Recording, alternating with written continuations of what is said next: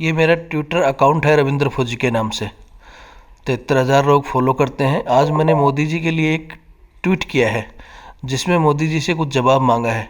आप लोग मनोबल गिर रहा है देखें। जवानों के भारत वंदे मातरम।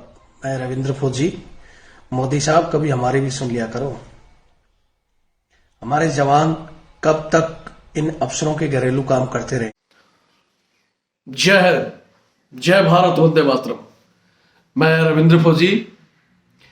आज इस वीडियो के माध्यम से मैं हमारे देश के प्रधानमंत्री, रक्षा मंत्री और गृह मंत्री से सवाल पूछना चाहता हूं और हमारी देश की भोली भाली जनता से।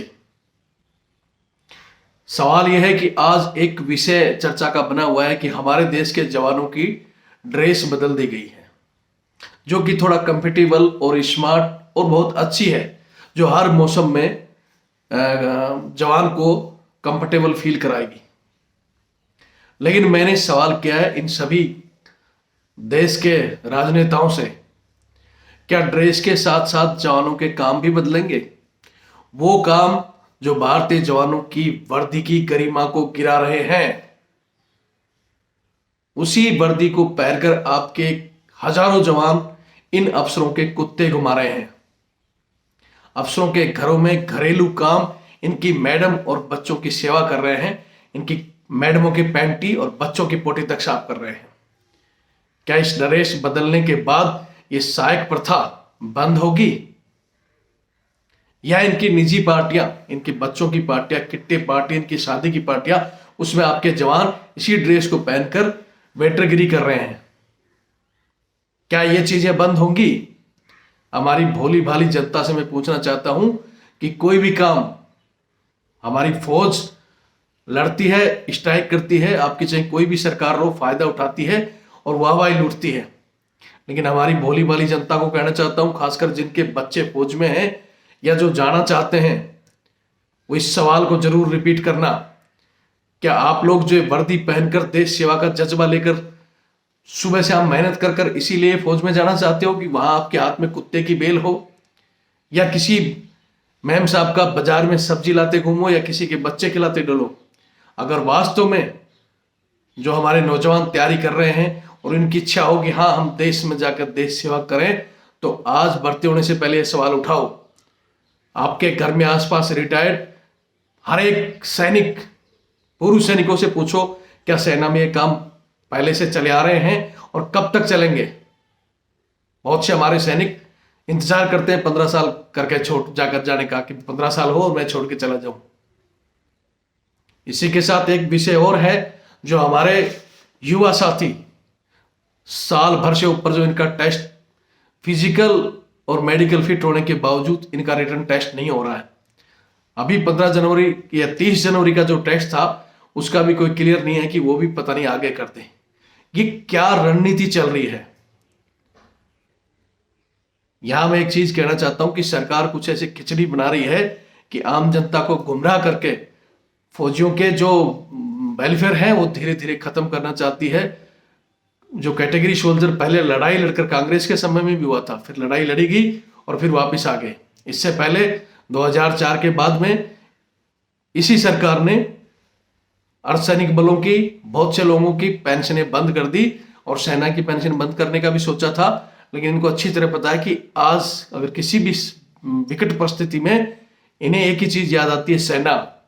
कोई भी काम हो इनका सपोर्ट करती है सेना, और ये उसको भी धीरे धीरे उंगली कर रहे हैं। सीएसडी के सामानों में कटौती और किसी फैसिलिटी में कटौती, पेंशन भी बंद करने का प्लान जो ये कर रहे हैं। खासकर जो अधिकारी इनको गुमराह कर रहे हैं मलाई खाकर, वो लोग सरकार को ले डूबेंगे। आज हम भी मानते हैं कि सरकार जो काम कर रही है, लेकिन वास्तविकता के जो काम है वो कहीं ना कहीं ड्रामा और दिखावा कर रही है। मैं इस वीडियो को ज्यादा लंबा नहीं करना चाहता।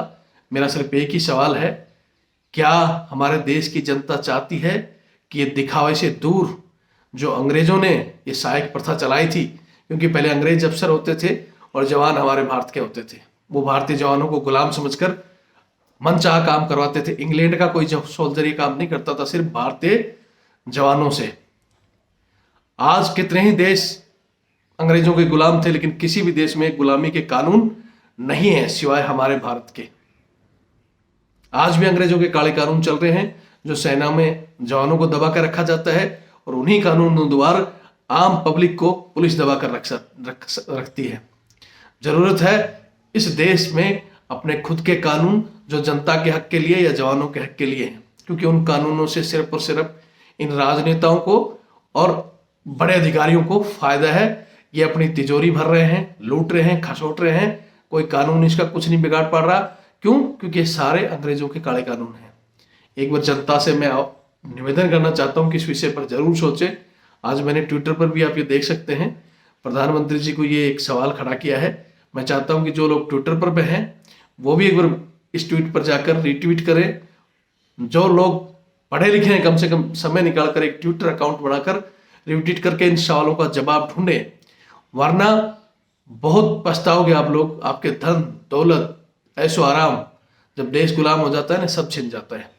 और देश इसी स्थिति में जा रहा है। आपके जवानों का जो मनोबल ड्रेस से बढ़ेगा नहीं, वास्तविक जो उनको छुट्टियां क्यों नहीं मिल पा रही, उनको और क्यों परेशानी है, क्यों डिस्चार्ज की लाइन लगाए बैठे हैं जवान, क्यों सुसाइड कर रहे हैं, इसके पीछे कहीं ना कहीं आज भी अधिकारियों की तानाशाही चल रही है। मैं चाहता हूं इस चीज को बदलें, एक आवाज उठाएं हमारे जवानों के लिए। Stop domestic work from soldier. जय हिंद, जय भारत, वंदे मातरम। अच्छा लगे तो शेयर करना, वरना बैठे रहना। मैं रविंद्र फौजी। मोदी साहब कभी हमारी भी सुन लिया करो। हमारे जवान कब तक इन अफसरों के घरेलू काम करते रहेंगे?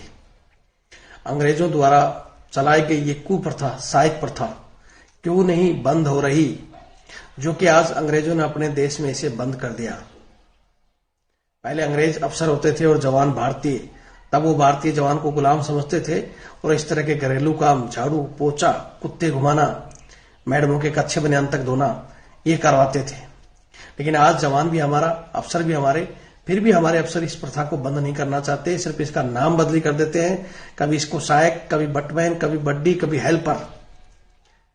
मैं कहता हूं इस प्रथा से हमारे सेना का मनोबल गिर रहा है, जवानों के बीच हीन भावना पैदा हो रही है। समय से पहले वो फौज छोड़ रहे हैं और बहुत से जवान तो अपनी